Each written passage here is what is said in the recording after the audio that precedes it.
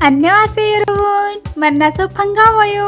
दोस्तों अब बात करते हैं किमसूरो पार्ट 3 की। आई होप आपने पार्ट 1 और 2 देख लिया होगा।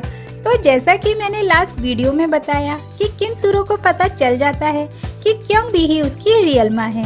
इधर सिंघवी गांव वालों को बता देता है कि रिच ट्राइब्स ने सभी गांव वालों से उस भविष्यवाणी को छुपाया है। तो रिच ट्राइब्स उस बात को एक्सेप्ट करता है और गांव वालों को बता देता है कि किमसूरो के लिए ही वो भविष्यवाणी हुई थी। इधर पुजारन मारी जाती है।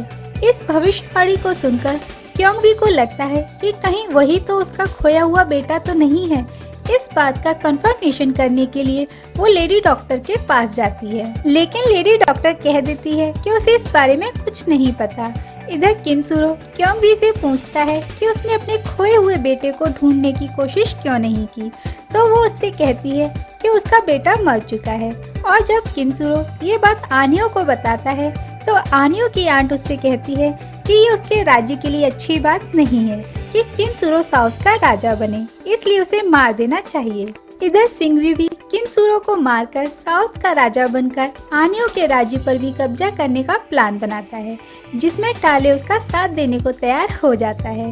एक्चुअल में टाले किसी के साथ नहीं है और वो सबका साथ देने का दिखावा कर रहा है, इसलिए वो क्योंबी के पास जाकर भी यही कहता है कि वो उसके साथ है। और क्योंबी उसकी बातों में आ जाती है और अपने बेटे के साथ मिलकर सिंघवी को मारने अपनी सेना के साथ चल देती है। लेकिन सिंघवी तो पहले से ही ताकतवर है, इसलिए वो उसे और उसके बेटे इज्जीनाशी को कैद कर लेता है और साथ में उस रिच ट्राइब्स को भी कैद कर लेता है और अपनी सेना को आदेश देता है कि वहाँ मौजूद सभी लोगों को मार दे। जहाँ वहाँ के लोगों को बचाते हुए योक्सुन इंजर्ड हो जाता है, जिसे बचाकर किमसूरो एक सेफ प्लेस पर ले जाता है और उसके बाद वो आनियो को बचाने चला जाता है। लेकिन उसकी आंट ने आनियो को पहले ही सिंघवी के फाइनेंस मिनिस्टर की हेल्प से बचा लिया है, जिसके बाद इंडियन प्रिंसेस और किमसूरो टकरा जाते हैं और किमसूरो इंडियन प्रिंसेस और उसके पिताजी को बचाकर उन्हें सेफ प्लेस पर पहुंचा देता है।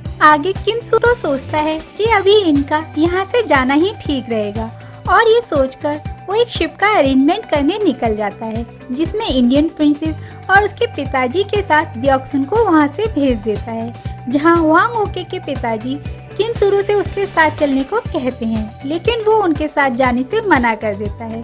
तो वांग ओके थोड़ा इमोशनल हो जाती है क्योंकि वो उसे छोड़कर नहीं जाना चाहती, इसलिए वो किमसूरो से कहती है कि वो उसे कभी नहीं भूलेगी और जल्द ही वापस आएगी। जहाँ किमसूरो भी उससे कहता है कि वो भी उसे याद रखेगा। जिसके बाद वो रात में आनियो से मिलने जाता है, लेकिन वहाँ आनियो एक निडल लेकर आती है जो उसे उसकी आंट ने दी होती है किमसूरो को मारने के लिए।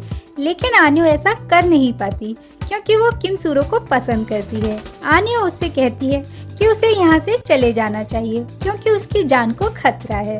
तो किमसूरो उसे अपने साथ चलने को कहता है। इधर इज्जीनाशी क्योंबी को बताता है कि उसके पिताजी यानी रिच ट्राइब्स ने सुसाइड कर ली है, लेकिन उसी टाइम किमसूरो वहाँ पहुँच जाता है और उन्हें बताता है कि रिच ट्राइब्स ने सुसाइड नहीं की होगी क्योंकि उन्होंने ही उसे लेटर लिखा था तुम दोनों की जान बचाने के लिए। जिसके बाद किमसूरो उन्हें बचाकर ले जाता है, जिसके लिए क्योंबी लाइफ में पहली बार उसे थैंक्स बोलती है, जिसे सुनकर किमसूरो काफी इमोशनल हो जाता है क्योंकि वो उसकी रियल माँ है। और जैसा कि सिंघवी उसे मारने के लिए ढूंढ रहा होता है, इसलिए वो टाले के पास जाता है, लेकिन उसे तो ये पता ही नहीं होता कि टाले दोस्त के रूप में वही उसका सबसे बड़ा दुश्मन है। वहीं टाले उसके लिए एक शिप का अरेंजमेंट कर देता है, जिसमें वो आनियो के साथ जाना चाहता है, लेकिन आनियो की आंट उससे कह देती है कि आनियो वहाँ नहीं है। तो किमसूरो टाले से उसकी स्टेप मदर का ख्याल रखने की कहकर चला जाता है। इधर आनियो की आंट उसे बताती है कि टाले ने किमसूरो को मारने का अरेंजमेंट कर दिया है, जिसके बाद आनियो उसे बचाने वहाँ जाती है, लेकिन शिप के सैनिक किमसूरो को बेहोश कर देते हैं। जिसके बाद आनियो टाले से पूछती है कि उसने किमसूरो को कहाँ भेजा है, तो टाले उससे कहता है कि किमसूरो को एक ऐसी जगह भेजा गया है जहाँ से वो कभी वापस नहीं आ सकता।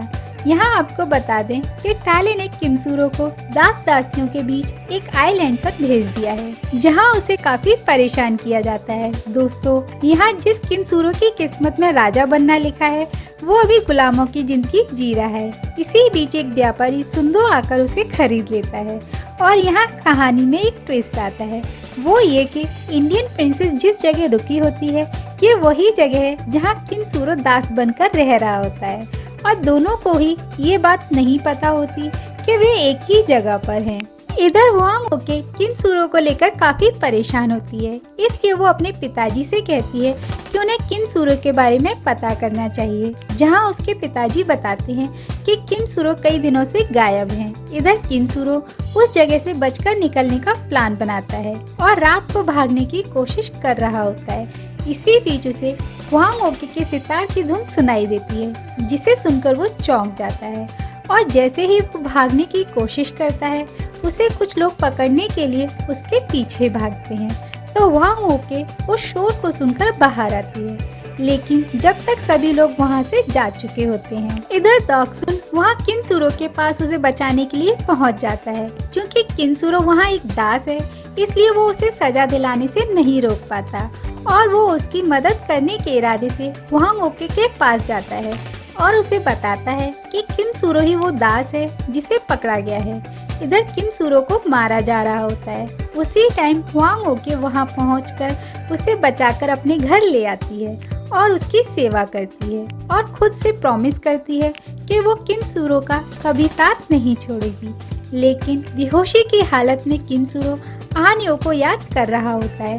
ये देखकर हुआंग ओके हर्ट हो जाती है, जिसके बाद किमसूरो को होश आ जाता है और वो हुआंग ओके को देखकर सरप्राइज हो जाता है, जिसके बाद हुआंग ओके उसे वो लॉकेट वापस दे देती है। इधर आन्यो भी उसे ढूंढते हुए उसी आइलैंड पर पहुंच जाती है, जहां वो किमसूरो और हुआंग ओके को देखकर शॉक्ड हो जाती है, लेकिन किमसूरो उसे देखकर खुश हो जाता है और वे एक दूसरे को हग करते हैं। इधर ये सब देखकर हुआंग ओके का दिल टूट जाता है, लेकिन वो इस बात को जाहिर नहीं करती और उन्हें लेकर अपने घर आ जाती है, जहां जैसे ही हुआंग ओके चाय लेने जाती है, वैसे ही आन्यो किमसूरो से कहती है कि वो हुआंग ओके के घर क्या कर रहा है। तो किमसूरो से कहता है कि वो गलत सोच रही है, जिसके बाद इस बात का प्रूफ देने के लिए किमसूरो हुआंग ओके के सामने ही उसे अपने पास बैठने के लिए कहता है, जिसके बाद आन्यो का साथी उसे वापस चलने के लिए कहता है। उसी टाइम हुआंग ओके वहां आ जाती है और उसे अंदर चलने को कहती है। तो आन्यो उससे पूछती है कि क्या तुम भी किमसूरो को पसंद करती हो। तो हुआंग ओके उसे इसका जवाब नहीं देती। तो आन्यो कहती है कि मैं जानती हूँ कि तुम किमसूरो को पसंद करती हो, जहाँ हुआंग ओके आन्यो से कहती है कि तुम्हें मेरी फीलिंग्स की परवाह नहीं करनी चाहिए, क्योंकि किमसूरो तुमसे प्यार करता है और नींद में भी तुम्हारा ही नाम लेता है। जिसके बाद आन्यो भारी मन से वापस चली जाती है।